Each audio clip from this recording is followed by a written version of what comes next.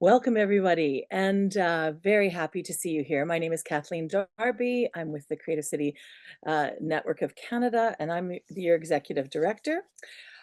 We have almost 250 people registered for this wonderful webinar series, and so I'm very excited to let you know that it's very popular. I'd like to begin by acknowledging that the Creative City Network of Canada's office is located on the unceded traditional territory of the Algonquin Anishinaabe peoples. We recognize the enduring presence and stewardship of Indigenous peoples and the privilege of being able to live, create, and collaborate on these lands, now known as Canada. Our work connects communities across this land, and we honor the rich tapestry of Indigenous nations from coast to coast to coast. Indigenous artists, cultural workers, and knowledge keepers continue to shape and strengthen the creative sector. We are committed to redressing past and ongoing injustices and to working in ways that build truth, reconciliation, and meaningful partnerships with Indigenous communities across this land. CCNC is a virtual organization, so I am coming to you from the territory of the Stoney's First Nation people in the Coast Salish area of British Columbia, in a little town now known as Ladysmith. I wanted to let you know that, of course, as I said, I'm the executive director of CCNC, and we're really pleased to, have CCNC do projects like this. And we're very, thankful that we're able to do this. So the Creative City Network of Canada is a national organization that connects and supports people who work in the arts, culture, and heritage within municipalities and communities across the country. Through shared learning, collaboration, and advocacy, we help strengthen the role of culture in building vibrant, inclusive, and sustainable communities. This webinar series is one of the ways we bring our network together to exchange ideas, spark innovation, and celebrate the vital work being done in communities from coast to coast to coast. This webinar series is one of the programs that CCNC does. We have a lot of different programs that we do. Our summit is one. We have other toolkits that we offer through our website. You should go and check it out if you haven't already. There's a lot of materials there that are free. CCNC is doing this work trying to support municipal culture professionals, so creative sector professionals, and the people that they serve. So basically, CCNC is doing a lot of good work. We probably between all of the cities and municipalities across the country that CCNC has as members, we have about half of the population of Canada represented. So I'd like to thank the Canada Council for the Arts for making a significant contribution to this series, and to the great team at Art Plus Public for their Unlimited for their incredible work in putting this series together, and all of the speakers today and in the future, 2 more sessions to go after this, for helping us better understand the landscape of public art procurement, and all of you for being with us today. Thanks very much. Thank you so much, Kathleen, for the welcome and introduction. Thank you all for joining us this afternoon or morning for those of you situated on the West Coast. We're really thrilled about the turnout for this program. My name is Rebecca Carbon. I'm principal and founder at Art Plus Public Unlimited. We're a small team of curators, artists, arts administrators, and planners who focus on developing and implementing exceptional opportunities at the intersection of art and public. We have a keen understanding of the complexities of getting projects done and a continual desire to expand thinking about the unique and essential role of art and culture in city building. So we've been really excited to bring our knowledge of public art procurement and our extensive network of practitioners to bear in the development of this program, exploring best practices in public art procurement. Employing a collaborative, exploratory, and best/next practices approach to this project, to this subject, the webinar aims to foster dialogue around how commissioners might embrace processes that result in more robust opportunities for artists and build community vibrancy. This webinar series is intended to provide an opportunity for the CCNC membership, who are, as Kathleen mentioned, municipal art and culture employees from across the country, as well as interested general audience, to hear from experts in the field with strategies and tactics for setting artists and projects up for success. So our hope is that this program opens up some approaches to public art procurement that are rooted in fostering possibility and bringing the best of what art has to offer to our public spaces and public audiences. Today is the first of 3 sessions taking place same time and place today and for the next 2 weeks. This triptych is a series we have had the pleasure of developing with Creative City Network of Canada staff, as well as engaging the illustrious members of the CCNC's Public Art Advisory Committee and selected subject matter experts. I especially want to thank the members of our specially convened steering committee whose guidance and insight helped hone our program direction.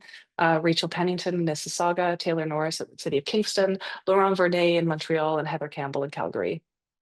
Through these various points of conversation and collaboration, we established the notion of stewardship as a broad theme within which to program what we hope will be a dynamic series of conversations about this critical component of the public art commissioning process. The following sessions are explorations of different aspects of this theme, each presenting a particular focus on the idea of stewardship and care with artists and fostering processes that can be compatible with the way artists work and what artists have to offer as a central thread through the process and through the subject. Some housekeeping notes before we dive in with our first panel.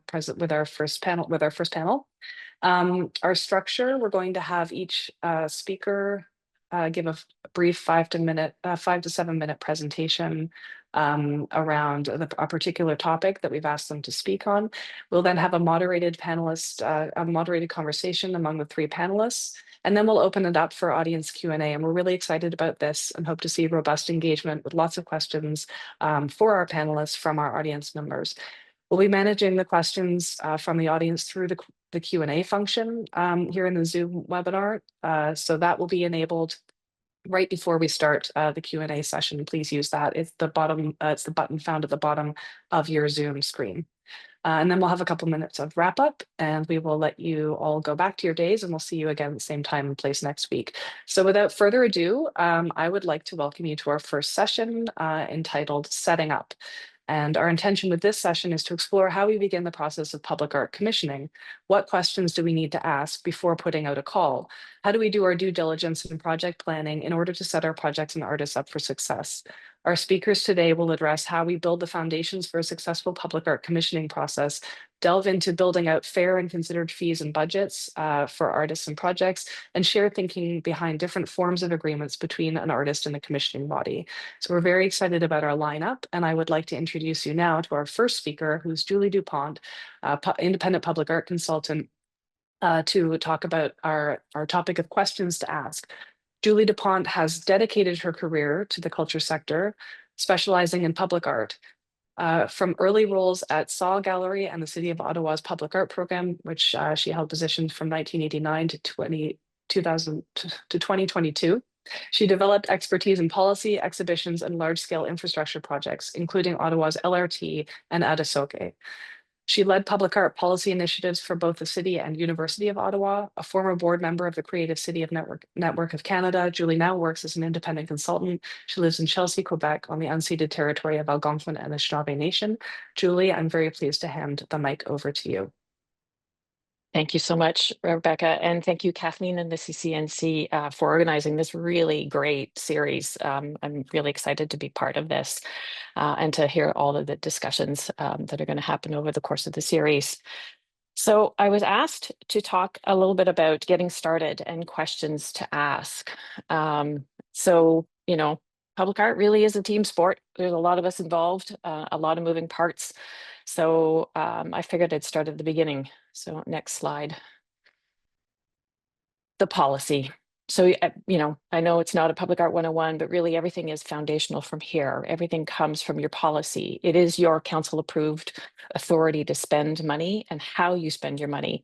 It also will give you a clear understanding of how your money is brought to you, whether it's a 1% of capital budgets or it's an annual allocation. I know different cities have different funding models. So, you know, you have pooling as well. And through that policy, having things included in there that talk about peer assessment, artist rights, arm's length and transparent process, maintenance of a collection. So when we talk about stewardship, that's a big one. And also thinking about things like what is permanent when you talk about public art. And then these policies need procedures, which also give you the how you're going to do all of these things. And always remember that your policy always needs updating. It's a living document.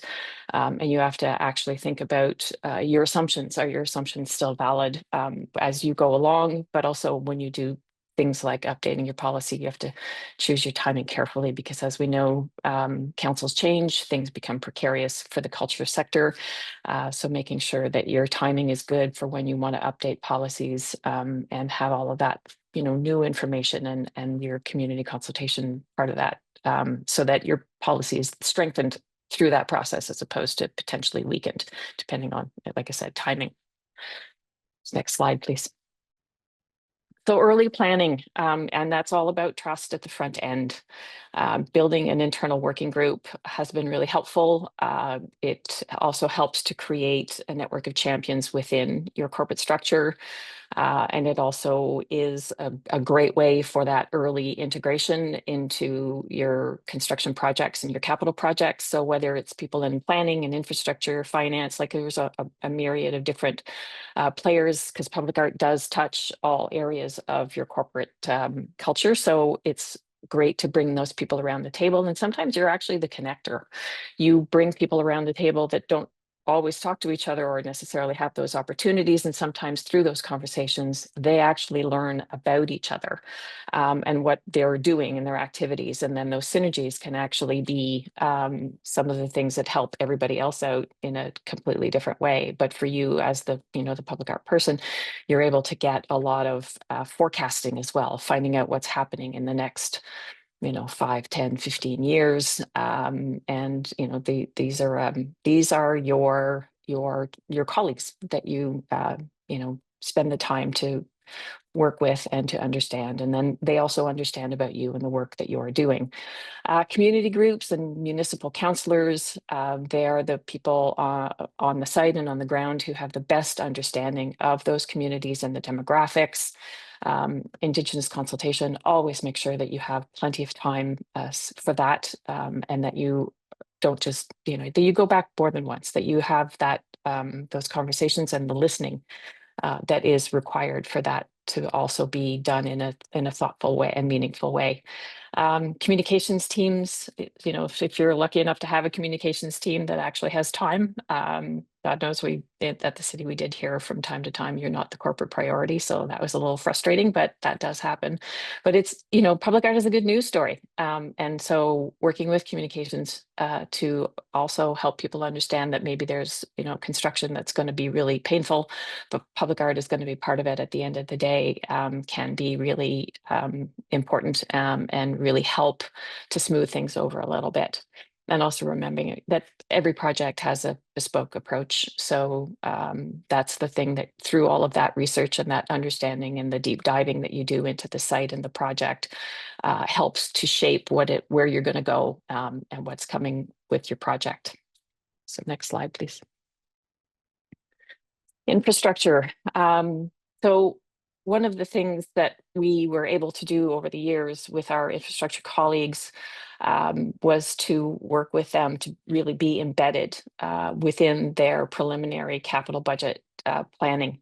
And so when they always had this laundry list of things that they would have to look at for their budgets. And at one point they said, we've included public art in our checklist of things that we have to assign funds to, which was actually a big deal. It might not sound like it, but for us, it was a really big deal because we weren't the afterthought. We weren't running after them to say, where's, is there public art money that's been in there? They knew from the get-go that they had to do that.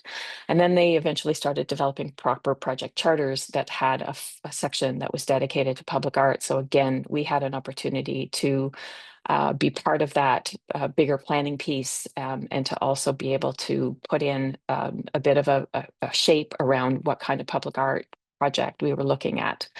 One of the things that is a frustration, I guess, or a thing that would be good to see how you can work on this with those teams is the tender documents, that they include that there will be public art, so that whoever the architect, the engineer, the LA, whoever it is that's actually going to be the lead on the project actually knows that this is a component, but that they understand that it also requires them to assign some time and some budget to work on that coordination piece, because it can come as a, you know, a surprise later to them that, you know, oh gee, I thought this was just going to be super easy, kind of, you know, we're decorating the place, but you're not. There's a lot of integration that they are going to be involved with, that they have to be part of, and that they have to assign some time to. So making sure that that's there. And also when the tender documents go out for construction, does it include the public art? Does it include that component to it? Oftentimes that can actually help stretch your budget, because sometimes they're pouring concrete over here, they could be pouring concrete over there, right? There's some efficiencies that can be found through those tender processes as well, as long as the public art is actually embedded and included in there, which comes back to making sure that the early integration piece happens so that you actually know what that is, or mostly what it is, before the tender documents go out. And then, of course, yes, having the public art team included in those early planning meetings and the ongoing construction coordination, because you could be sitting in a meeting and they're talking about things that they don't think necessarily relates to your piece, but you might hear something that definitely could impact the artist and the work that they're doing. So being in those meetings so that there aren't any surprises, or that at least you can mitigate some of the potential surprises later, it's really important for you to be there. Next slide, please. Financial services, I refer to them as your BFF. Our financial people at the city were really great. They were our champions on the inside of the money part of things. So as soon as council approved a budget, they tagged it. So we didn't actually have to go cap in hand looking for the money to the infrastructure people. Finance already had it. They pulled it, they put it aside. It had a public art on it. So and they were great at just helping us navigate things like rules for money I'm not sure, what everybody else's provincial rules are, but in Ottawa, our rules for things like development charges were really quite tricky to navigate, because there were things you could do with it and things that you could not do with it. And I think one of the biggest pain points was the location of the public art was very much dictated by development charges and the rules around those. So we really needed to understand how the budgets were broken down, and what the bylaws and the provincial rules were, and knowing also that those things do change over time, that they do have to make some updating and addressing of development charges and bylaws around them. So those are also your opportunity to speak with your colleagues in planning, or whoever it is that is leading that in to talk about public art and how it impacts the work that you do. So that was always a big piece. Pooled funds is another way that projects can happen on sites that are not necessarily part of a capital project, that you can actually look at identifying underserved parts of your city. And, we've all done it, where we've done a little bit of a map. And then, of course, you realize that there's the have and the have not parts of the city. So, using those pooled funds to be able to do projects in those areas that have little to no opportunity generally to have public art. And they're incredibly rewarding projects to do that in those communities. And again, that goes back into the researching of the area and knowing the people that are there and the stakeholders and what would be appropriate for those areas. Your budget also, of course, you have to look at what do you need beyond the usual artist fees and jury fees, potentially storage fees, because more often than not, the artist is ready before the art site is ready. So what happens with that? But also, anything that is programming beyond the unveiling and the ribbon cutting, that there's a lot of different pieces that you could look at that those budgets could be covering. So, think about all of that. And then a maintenance fund, again, back to that stewardship piece, having a maintenance fund, and then having a plan for it. And, does it sit in a capital budget or does it sit in an operating budget? So what are your timelines for how you spend it? It's a big piece. And as your collection grows, it becomes even more onerous. So that one, I can't underscore that one enough, that the maintenance and the looking after your collection is so important. Even if it's tiny at this point, it's going to grow. So make sure that there's something in there for that going forward. Next slide, please. So legal services and procurement, setting up an artist for success. And setting your project up for success means consistency between all your documents. So whether it's your call to artists, your terms of reference, the final contract, everything in there needs to back each other up and be consistent, so that you're as bulletproof as possible. But it also means that there are no surprises either down the road. So working with your legal team to have a contract that is appropriate for an art project. I've seen a lot of POs that get sort of shoehorned into what they think is an artist contract, and it has things in there that will absolutely never touch an artist, or things like, these $5 million insurance policies that artists have a really hard time finding. And do they even need that? I remember seeing one where it was a policy, they wanted a policy, an insurance policy for driving their own vehicles, which I thought, like, why? So it's that kind of stuff, right? Going through it all with a fine-tooth comb, making sure that what is in there is an appropriate. There are a lot of great tools out there and toolkits for templates of artist contracts. So don't feel like you have to reinvent the wheel. CCNC has some. Every city that they also have theirs. There's a repository for contract templates to look at. So that's something that is really, really important. And also, that the jury process is an important, legitimate, arm's length procurement process. So you need artists on there. It's the nothing about us without us kind of mentality as well.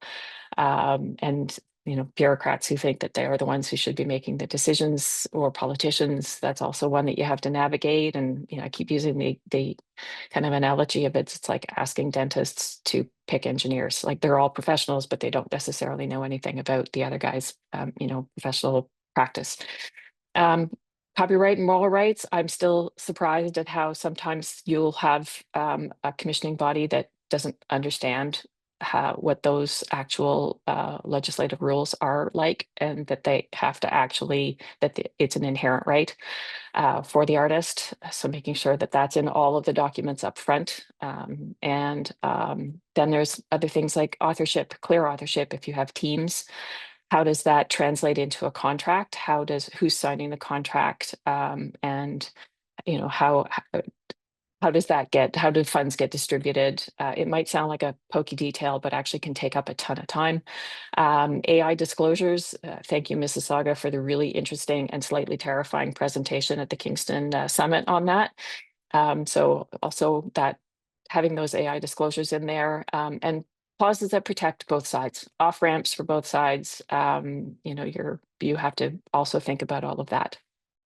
Next slide, please. So multiple approaches. You've got, what's the budget? What's the timeline? Are you doing a one-stage process, a two-stage process? Once you've got all your pieces in front of you, to try and figure all of that out isn't always easy. Also understanding that the call that goes out, artists put a ton of work into whether it's a one-stage or a two-stage process. Making sure that they're properly paid for their time is incredibly important. That community engagement piece, or is it a co-creation with community, or is it a civic practice piece? You've got a lot of different ways that you can come. Is the process the public art, or is the art at the end of the day, or is it both?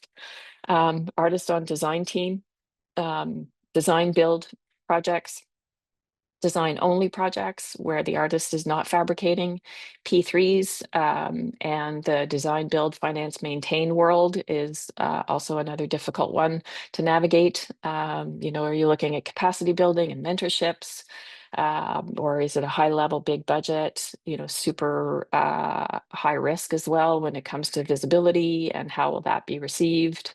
So, all of these projects have different variations and different ways of building your project, and the procurement process associated with it, and the contracts that go with it, and the timelines. So it's not always easy. It's very complex, but it's incredibly rewarding. So for me, that's kind of foundational stuff.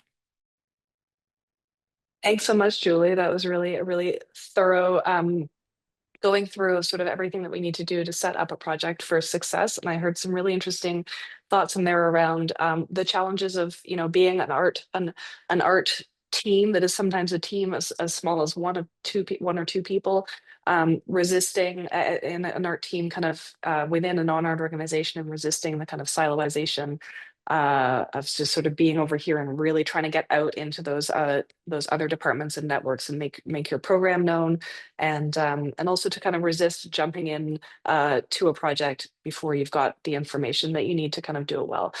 That was really helpful. Really great start to our conversation. Thank you so much. And now I am really excited to introduce April Britski. April Britski is the Executive Director of CARFAC, Canada's National Association for Visual Artists, where she has worked since 2005. With over 25 years in arts administration, April focuses on artists' legal and economic rights, including advocacy for the artist resale right and collective bargaining under the Status of the Artist Act. April co-founded Artist Legal Services Ottawa and the Visual Arts Alliance, and has served on various cultural boards. Originally from Saskatchewan, April lives on the unceded territories of the Coast Salish nations, including Kekwetlam, Mekwem, and the Tsleil-Waututh people. Thank you, April, and thanks again to all for preparing such thoughtful presentations. As we set the stage for the conversation, I'm going to hand over to you, April, to walk us through your presentation. Great. Thank you, Rebecca, and really thanks to Julie as well for setting that stage so well.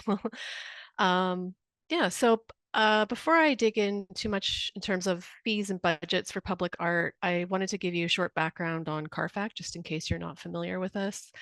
We're a national association for visual artists, and one of our core activities since we began in 1968 is to provide guidance on what artists should be paid for exhibitions, reproductions, and various kinds of services.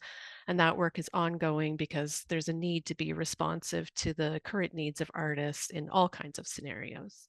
So next slide, please.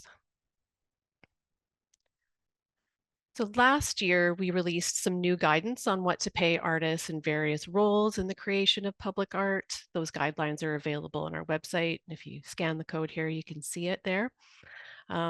This, I believe, is the first fee schedule for public art in Canada. It was informed by an in-depth consultation process led by Taylor Norris, which included a public survey as well as participation of about 30 artists and public art commissioners providing more detailed feedback. Next slide, please. So the fee schedule includes rates for an artist's participation on selection panels, for their work preparing proposals, and to work on the creation and production of public art. Next slide. So the public art fee schedule is a living document. It's a work in progress that we hope will be useful to artists and commissioners alike. It offers best practices guidelines that commissioners should work towards, especially if you don't have guidelines in place. We do plan to share a survey soon to gather some input on the effectiveness of the new guidelines, to identify areas of further development or refinement, and to collect data about compliance.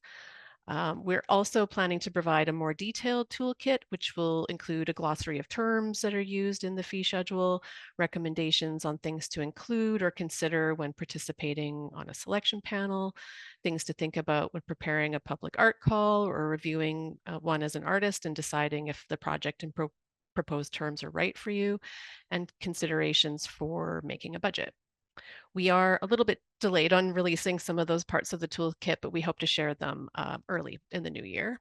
So I'm not going to dive too deeply into the full fee schedule because that is not a 5-minute presentation, but I've been asked to speak more about fees and budgets, especially as it relates to proposals. So that's what I'll do. But what I have to say also, I think, applies to selection panel processes and the production of actual art as well. Next slide, please. So one of the main concerns that we heard throughout our consultation process was that establishing a fee for a project or what to pay an artist is one thing, but really thinking about the amount of work that's expected for each task is really critical. It's important to really understand that artists are freelancers. Most of what they do is speculative. A lot of things don't work out. So if you're preparing, 5 proposals in the course of the year, maybe you'll only get 1. So it is a lot of time. And artists don't get a regular paycheck as an artist. So you have to think really carefully about the value of your labor and how much time something may take. And then, of course, once you get a contract, there's also time waiting for decisions and approvals to be made. Delays are common, which is a problem if you have to pay for insurance or storage throughout the whole process. There's a lot of really expensive overhead involved in the production of public art that artists are responsible for. So the timing of payments was also a concern that people expressed. For example, if you don't get the final payment until there's a public unveiling, but what if that never happens, or there's long delays for months?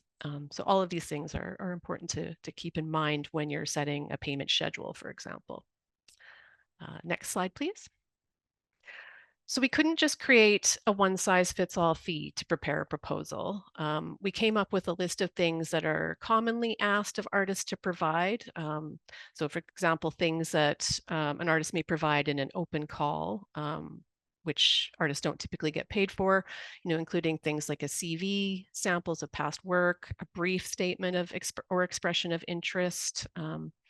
That's the sort of main items that might be included in an open call. But then a proposal fee should be paid when there's a short list or an invitation to prepare a proposal beyond those basic requirements. Next slide, please.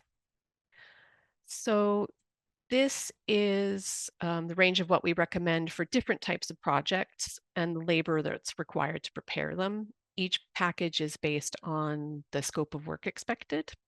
And on the next slide, that's outlined in a bit more detail here. So the package includes, the basic package includes fewer details than the medium or complex proposals. There is a range because we know different commissioners have different budgets and capabilities. Next slide. And then those same principles are really about paying for an artist's labor also apply to other rates that we've created in the new fee schedule. So selection panel fees are based on the amount of time spent reviewing applications. Artist fees are included as a percentage rate for design based on project budget, and then additional fees may apply depending on how involved the artist is involved. Like some people just do the design, others fully manage the project, or they're involved in fabrication or installation, offering presentations, and many more things.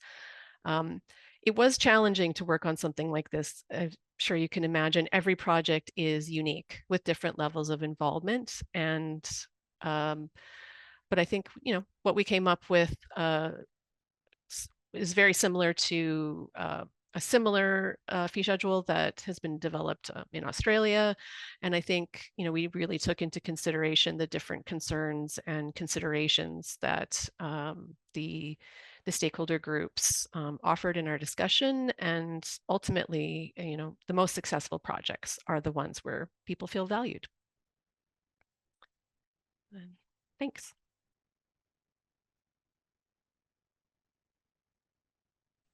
Thanks, Julie. I'm for some reason unable to start my video, so I'm just going to speak from the great beyond and say that was an amazing presentation. I'm really excited about what was in there, and because I know that one of the challenges when putting together a public art budget is trying to make sure that you kind of leave a lot of money in the bank for the project that's going to be realized.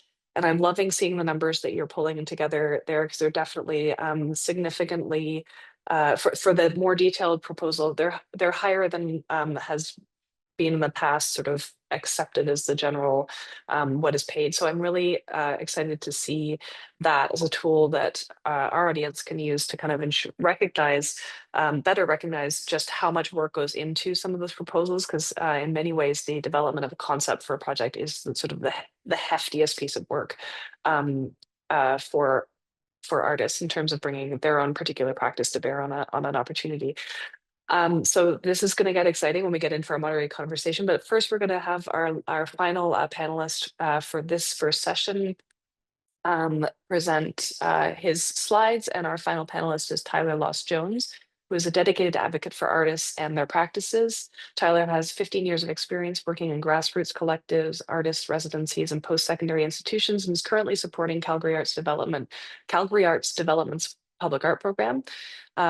Tyler is a practicing artist and in the studio is fascinated by photography's role in both producing and fulfilling expectations for environments. His most recent public artwork, Knit by Roots and Wings, was installed in Kelowna, BC in the fall of 2024. I'm very excited to hand over the mic to Tyler Loss-Jones. Hi, everybody, and thank you for the lovely intro, Rebecca. Thanks also to everybody from CCNC for inviting us to be on this panel, and to April and Julie for your brilliant presentations. It's so nice to think of all of the kind of through lines and points of connections, I think, in all of the things we're talking about today. So hi, everybody. Again, my name is Tyler Loss-Jones. I work as a supervisor on the public art team with Calgary Arts Development.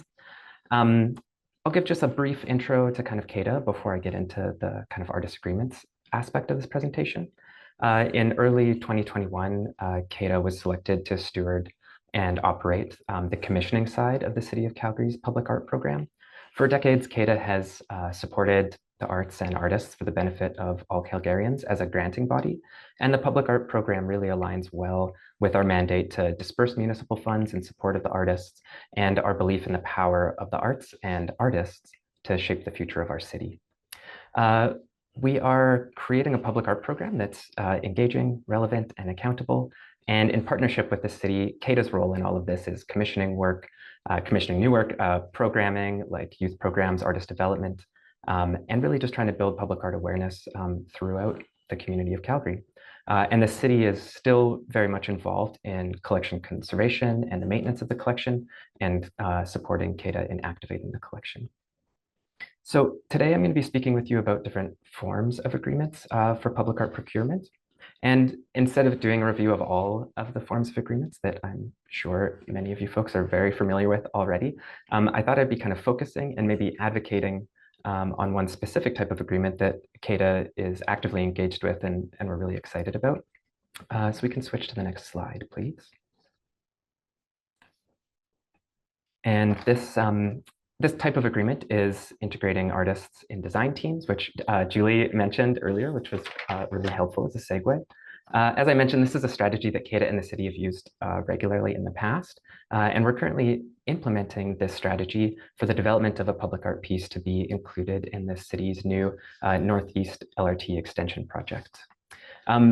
Just a bit of history about the project. The Blue Line LRT Northeast Extension focuses on extending the Calgary's Blue Line C train further to 88th Avenue Northeast from the Saddletown station as part of a long-term plan to kind of improve public transit across Calgary and also improve connectivity to the airport. The station will very much be a gateway into the city for people who are arriving from the airport and using public transit. So we currently have a call for expressions of interest for artists to be integrated into the design team for this project. The call closes on November 19th. Integrating artists into the design team during this very, very early stages of a project is beneficial for so many reasons. I'm going to kind of outline them here and then talk about some of them in more detail. It ensures that artists are brought into the discussion as early as possible so their ideas can be integrated into the project in meaningful and robust ways. Julie, again, I think mentioned this and kind of clarified the benefits of this very clearly. Because of the early integration of artists into the project, it also kind of increases the opportunity to consider a range of approaches, including maybe permanent sculpture or functional design or light or media-based works, or maybe just programming the space in curated programs. It also provides the opportunity for meaningful, and that should be like all caps, meaningful community engagement, and creates the conditions where artists can engage a community early enough in the process so that community members can contribute their experiences in, again, meaningful ways, not feel instrumentalized or feel that the engagement is superficial. Time is so crucial in building relationships. It also provides artists and design teams with, I think, the critical kind of conversation partners in the development of all aspects of the project. This isn't just something that benefits the artist, although I think it is a great benefit to the artist, but I'm sure we're all familiar with situations in which an artist has been able to crack the code on a persistent challenge that other teams have been facing for a long time. It also addresses the problem we see often in public art procurement, and this has been mentioned, again, multiple times today already, where the proposal stage can often provide kind of fewer resources than is required, or doesn't quite balance out in terms of the amount of labor and energy that the artist is putting forward. So that imbalance is something that can oftentimes put artists in a position of precarity, and that never benefits the long-term impact of a project. So for the Northeast LRT extension, the first phase of this project, the call is for, would pay the artist $75,000 to be an integrated member into the design team to conduct meaningful community engagement and develop a public artwork concept with about 90% detailed design drawings for this LRT extension that can kind of, again, be scalable. This budget does not include the fabrication or installation of the public artwork at all. And it really helps build the capacity of artists to both understand the design process for projects, and I would say also can help kind of better equip them for public art projects in the future. This is, I think, a critical benefit, especially for an organization like CADA that's been involved in granting and artist development in our community for decades. So really can be a capacity building opportunity for the artists, even if the project doesn't continue and we don't get to move into a kind of fabrication phase. That's exactly, I think, one of the big benefits of this LRT project as well, is that artists can contribute to a project where the project itself is still in the approval phases. The LRT extension project is still like pending approval for the total project funding. And if it's successful, then the selected artist will also have the opportunity to complete the process by realizing the public artwork from the kind of completion of detailed design to fabrication and installation. And that would take place in 2027. And maybe for that, we can also flip to the next slide if you don't mind. So the budget for the second phase of this project is to be determined. But even if it doesn't go forward, as I said, it means that we've still been able to engage an artist, build that capacity, and really think about amazing ways that artists can support our practices. Sorry, I just lost my place. I think another kind of like really crucial part of this kind of approach is that it gives the artist a lot of agency over the kind of artwork concept right at the beginning, and can just really help the entire project kind of gain a form of flexibility when you're talking about integrating artworks in meaningful ways. One last point that maybe I'll touch on before wrapping this up is, I think, another way to really improve the kind of power dynamics or the ways in which we're engaging artists through agreements is that for this project, we actually contracted artists to provide their feedback on the guidelines for this project prior to the project being posted and going live.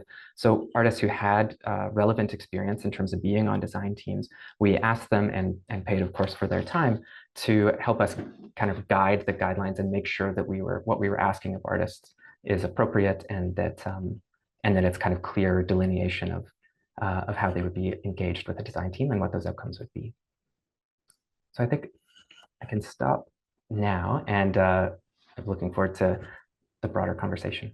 Well, thanks, Tyler. That was great. It's really nice to see you got some threads pulling across, Julie and April, and your presentation, and thinking about how different agreements might be developed to also address, what you've got in the administrative side of budgets in terms of how you manage the proposal stage, and perhaps if you're doing that lighter touch proposal piece that April had in her slide, and looking for sort of higher level just concept stuff, you've also opened the door for the artists participating more in that collaborative way on a design team down the road. Also, if an artist is collaborating on design components, some of the artist concept is not necessarily going to fall into the art budget, right? If they're able to impact the flow of the landscape, some of that's going to be a landscape budget too. So it really is a great strategy.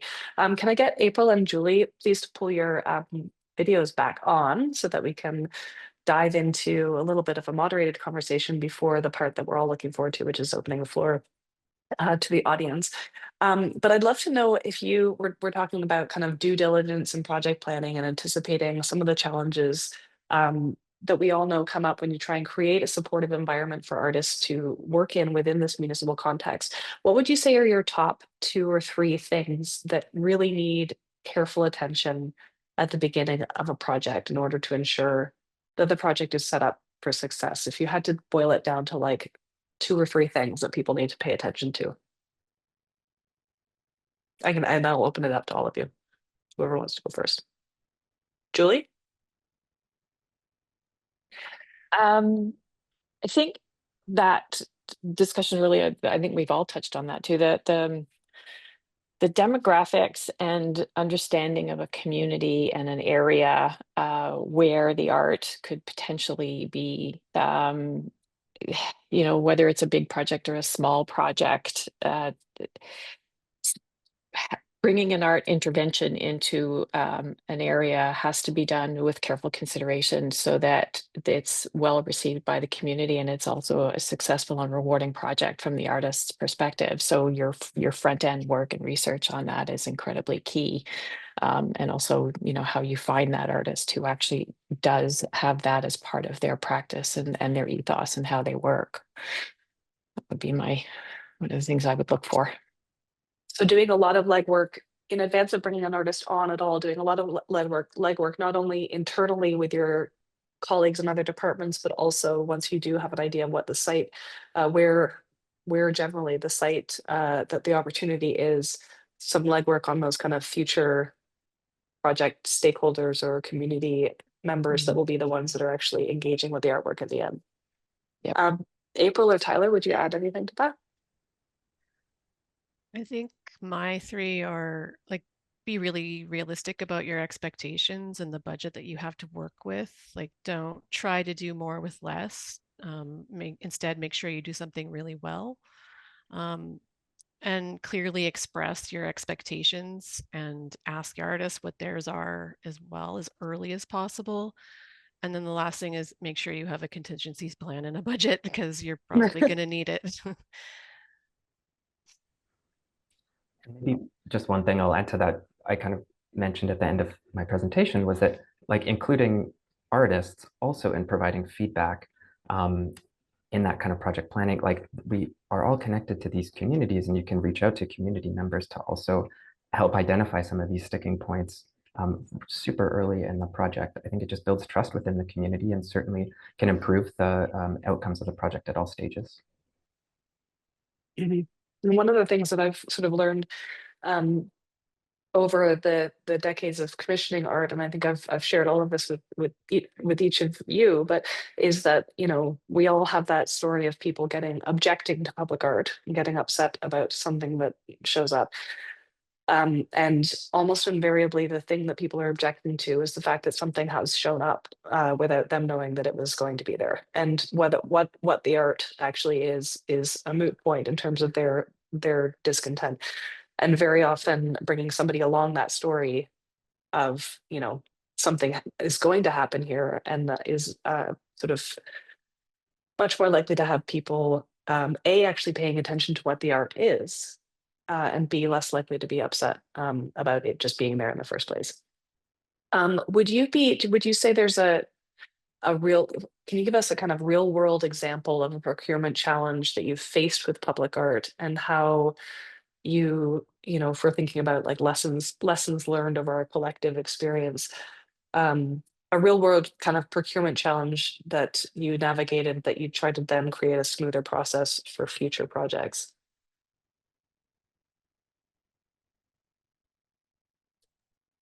So we're diving into we're kind of touching a little bit on what maybe didn't work.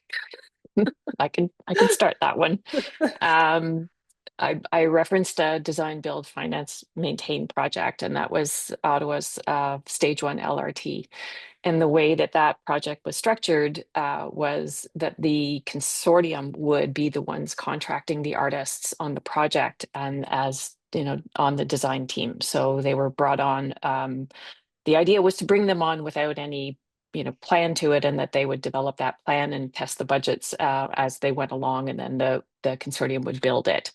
But right from the jump, the contract was the biggest challenge because it was the consortium that was running that. And the artists were all incredibly frustrated. And the project had also partitioned the city from the consortium. So you had almost an adversarial kind of situation that got created through this mega project that all involved all three levels of government. And so there was a lot of money on the line. And so artists would come to us kind of like, like quietly, because they were so frustrated, and the contracts were not working, that they were not responding to what the artists were needed.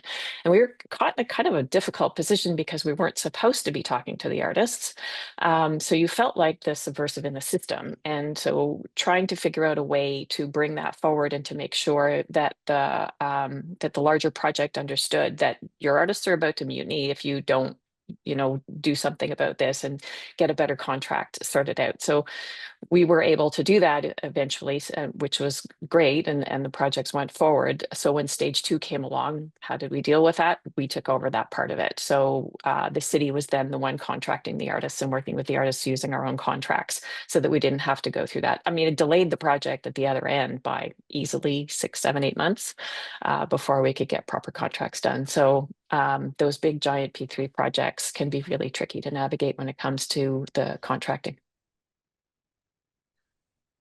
I would say contracts is the other, like, the concern that I hear about the most as well. And I think for me, it's what I hear is that like a lot of organizations or governments have boilerplate contracts for everything that they and everybody they work with, and they don't really read through it because they think, legal gave this to us. But it is also understood that you may not have a lot of room to negotiate the terms, especially if the government wants all the rights in perpetuity, for example. But every time you do give someone a contract, I would say think about whether all the terms make sense or whether they're fair and what could be negotiable. So for example, I had a government contact me asking me to deliver a copyright workshop for artists, and they sent me a contract that asked me to assign all rights in the presentation. And I said, well, even if I wanted to do that, and I do not, and I will tell the artists not to do that. I said, like, I can't. That would prevent me from giving this presentation to anybody else. Plus, I've licensed the use of images in this presentation.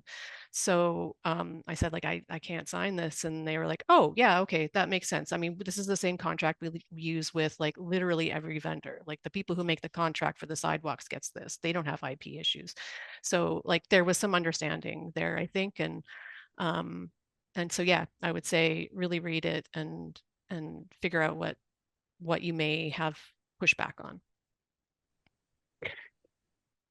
Sorry, Rebecca. I'm just going to echo what Julie and April had said, and that contracts is certainly a situation in which CADA has learned a lot of lessons around ways in which we can improve our processes. And again, it's the kind of what are the power dynamics that you're communicating through those contracts and that process, and how can we work with artists to make those more equitable. Yeah, and I think you're touching on exactly the tension that we're hoping to explore with this series, which is the tension between public entities spending public dollars and having all of those rules in place to ensure fair and transparent process. But those rules are rules that are applied to, as you say, a whole everything from buying paper clips to building sewer systems, and somewhere in there, artists work a little differently than all of those operators. And so there have been parallel processes developed, adjudication, et cetera.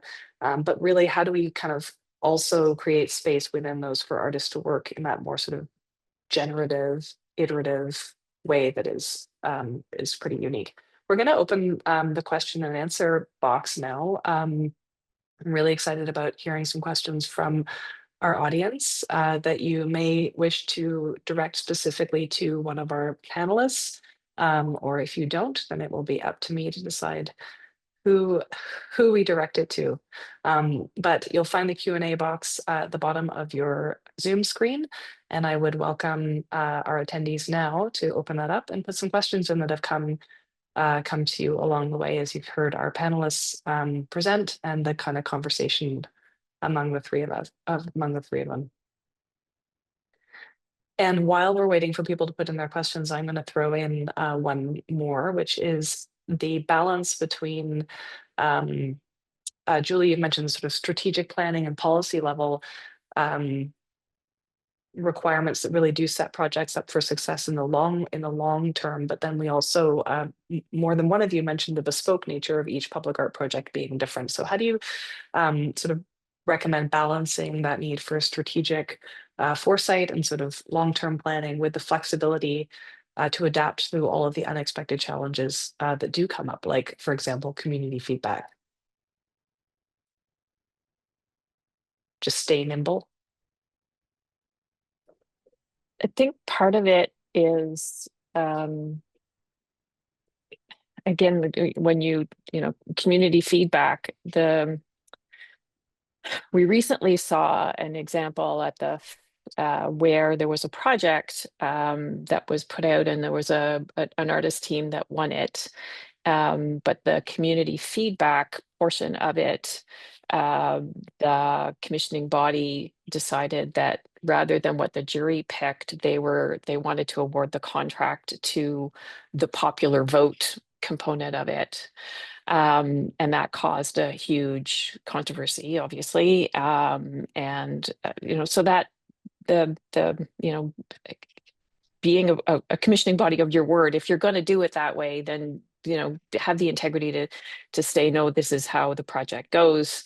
And that's where I was talking about having all of your documents from the beginning all support each other. So if your final adjudication process and who's making the final decision, state that up front and make sure that everybody knows that. I've seen other projects where that happened, right? There's a jury, but they're also told that there's going to be this other body that's going to be reviewing it, and they're going to make the final selection. And yeah, the jury picked one thing and this other body picked a different thing. But the artists, at least they knew it up front that was a possibility and a risk. So that's, I mean, that's kind of a sort of an example of how things can actually go sideways in a bad way, or in a way that's actually at least disclosed ahead of time to everybody that's participating on it. It's not ideal either way.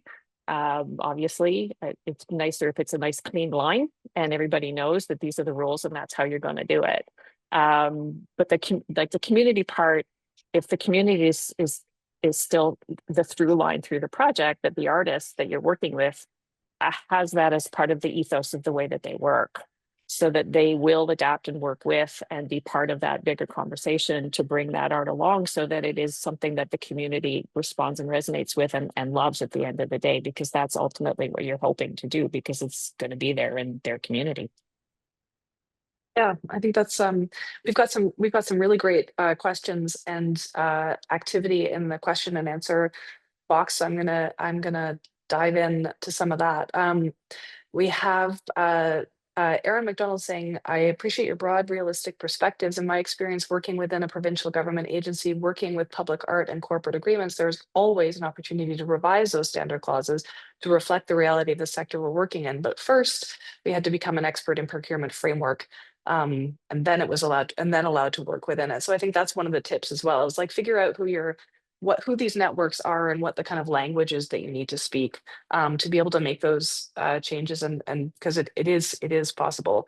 And then we also have a really interesting question about from Stephen Lusk saying, politics is always an issue. How do you lobby local mayors and others? How do you engage councillors in a way that doesn't have mayors and councillors selecting artwork?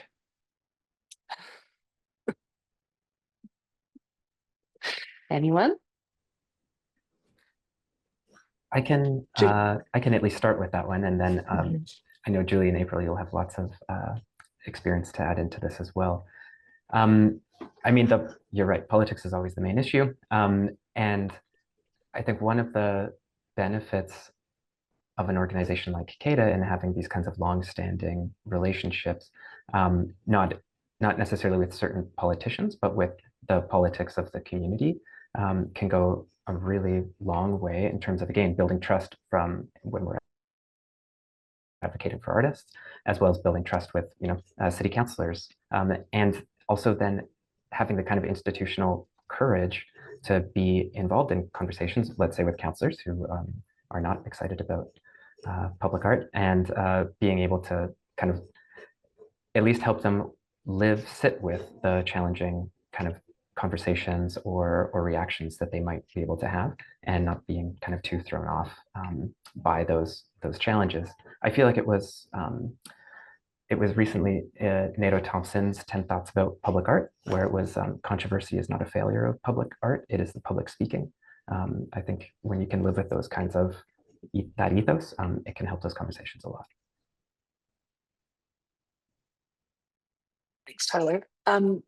Julie, did you want to add something to that, or do you want to, or is that? Just to echo it, and that yes, that's kind of where I was going with this as well. It is a time and trust thing with politicians, and they do, you know, like stay in your lane kind of deal. And that does improve with time.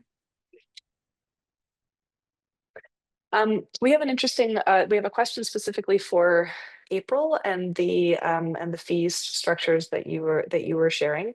One question is about fees for jury members, and I will just say that information is available on the CARFAC website. We can put the link, we can kind of share the link after the presentation, but we also have a question from Connor Tice.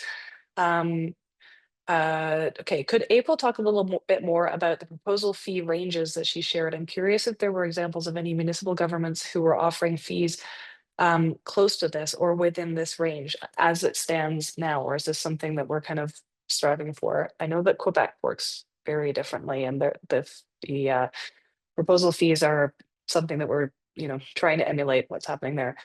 It's quite a bit higher than I've seen, and please don't misunderstand me. I think I would be fabulous to have these ranges. But anyway, I guess tips on this to this crowd for sort of advocating for that as part of project commencement within the organizations that they're in, and precedents that they can kind of look to say, look, this is happening here. This is where we should be doing it. This is how we should be doing it. I think with any type of fee that we develop for the first time, we try to get a broad understanding of what current practice is, so that when we do come out with a new recommendation, it's either pretty close to what most people are already paying, or it's something that's not far off and something that people can strive for. And we definitely understood that there is a range.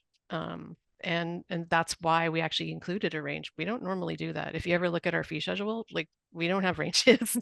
Well, we do in some ways, right? Like, in a sense, because like with exhibition fees, for example, it's like if you're a small artist run center, you're going to pay a lower fee than a big, provincial or municipal gallery. So yeah, I think we really wanted to try to get a sense of what was actually happening, what the best practices examples exist, and we didn't want to.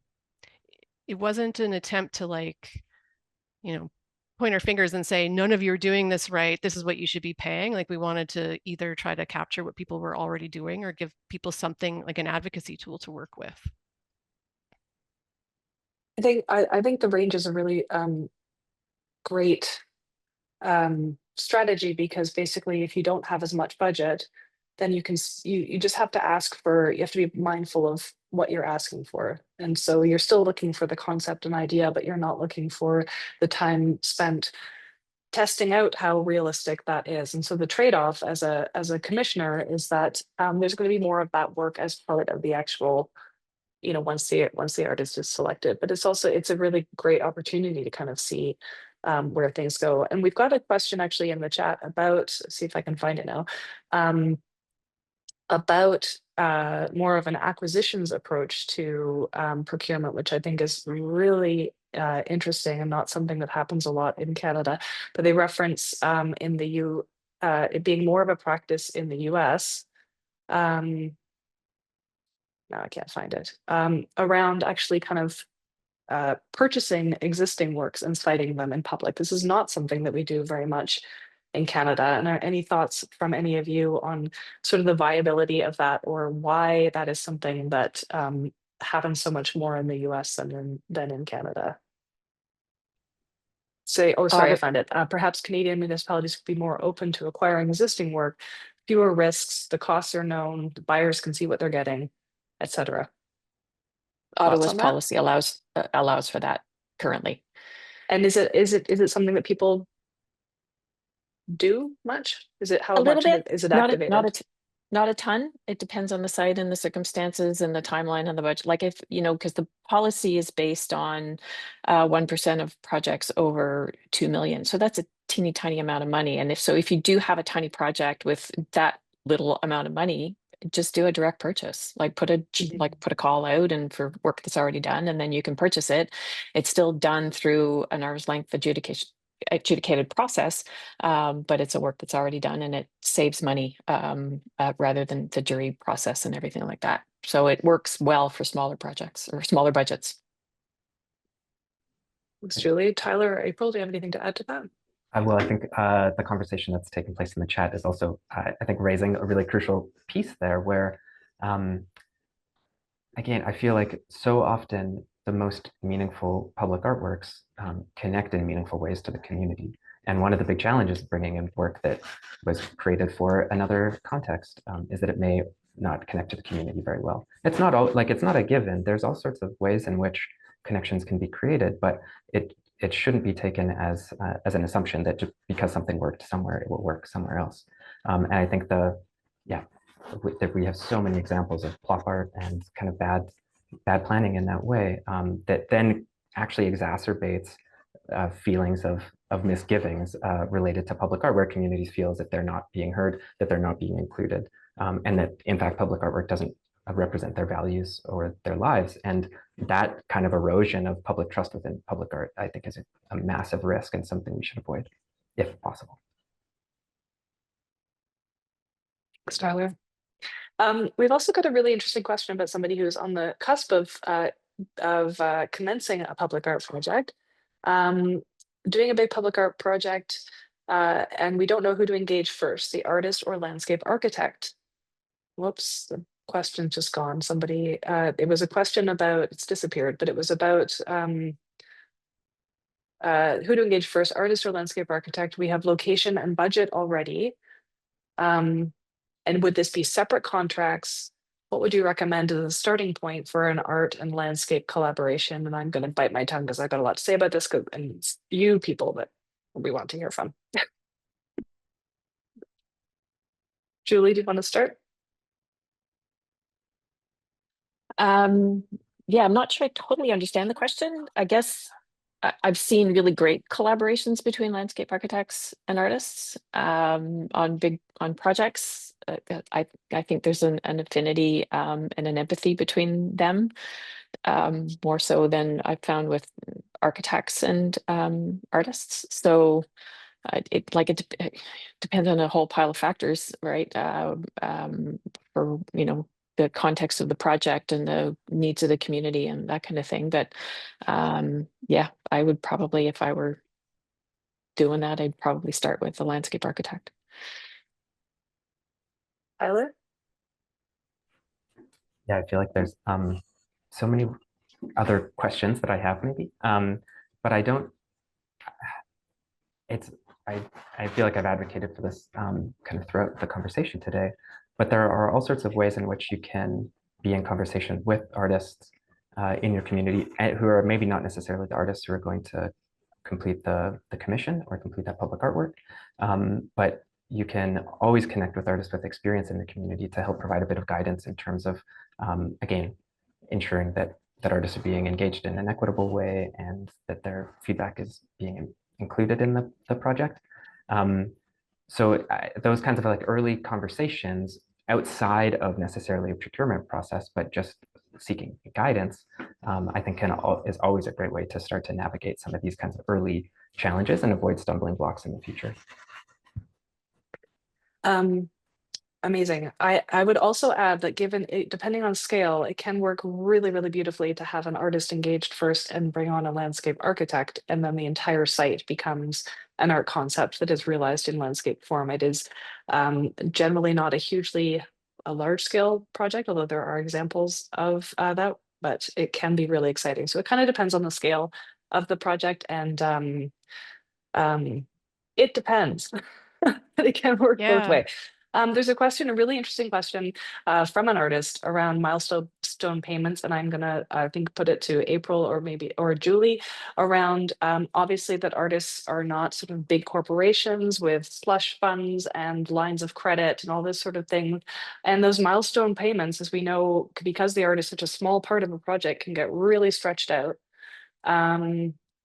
How to kind of think about a payment structure that is tailored more to the way an artist works, or if we are working with those milestone payments, thinking about the fact that, you know, the big payments need to come earlier so that an artist can pay their fabricator, etc. Any thoughts on that Yeah, from that's any of you? something that we heard a lot about in the consultations. Like, I think people liked, you know, the fact that certain payments are paid out, but having it be tied to a final deliverable if there are delays was a huge problem. So yeah, I mean, yeah, I mean, if you're expected to put out a lot of money and then you don't, and then you get reimbursed afterwards, like how do you do that? So I would say every project's unique, so you'd have to figure out like what's being asked, but I would say prepaying as much as possible is definitely preferable. And that's actually, I mean, that we might get to this again in our next session, which is on championing and how to kind of support artists as the, you know, within the work that you do, because that is often in conflict with you know, a department within the municipality that needs to see something to pay for something, and they're used to paying for work done. And so navigating those expectations versus what an artist can actually take on financially is something that I think that our audience is probably would play a key role in and sort of advocating for. Tyler, were you going to say something? Yeah, again, just Karen mentions this in the chat, and Karen, as a fabricator in Alberta, always glad to see you pop up. But I think, you know, Karen identifies that there are, especially the fabricators will have their own kind of payment schedules. And when we're developing contracts and milestones, also reflecting the fabrication payment schedules in those. There's nothing that says that you can't have, you know, 50% at the beginning of a milestone and 50% at the end, or other ways to kind of structure those payments within a specific milestone. And that just alleviates so much stress and pressure for artists when the documents that we're creating align with the documents and the kind of agreements with other subcontractors that artists are working with.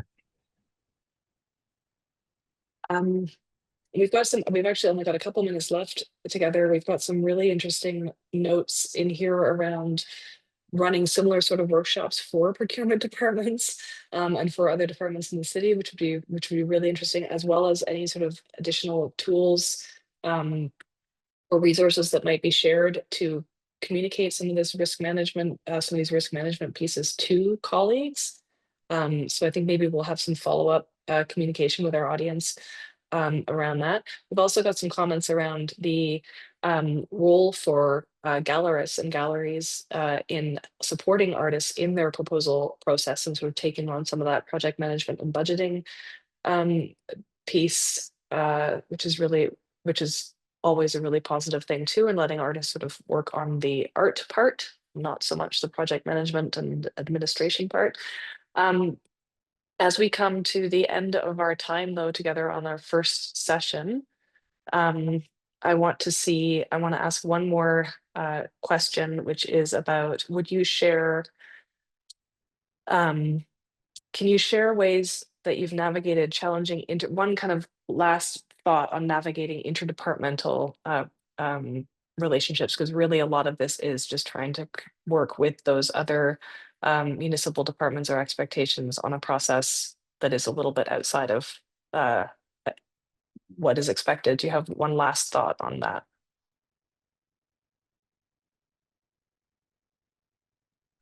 Make finance your best friends. I heard that one from Julie. Julie would have lots of helpful things here. Yeah, for some, like I guess an easy one is public transit, because we've all kind of talked and worked in those projects. They've done studies that show that art actually is a value add to their projects. It enhances people's sense of safety, and it's in some communities and this isn't just in Canada, it's all over. I'm talking to colleagues in another country that they talked about artists from that community, if it's an at-risk community or a more of an impoverished area, where they bring in an artist from that area to do an artwork within that transit station, that there's a sense of ownership and the stations are less vandalized, and people just feel a sense of community and that it's theirs. So art, working with your colleagues, and they know through whether it's a CEPTED study or whatever, it's a good thing for them to include within their project. So there's a lot of great pluses that our colleagues are recognizing that public art brings to their projects. Thanks, Julie.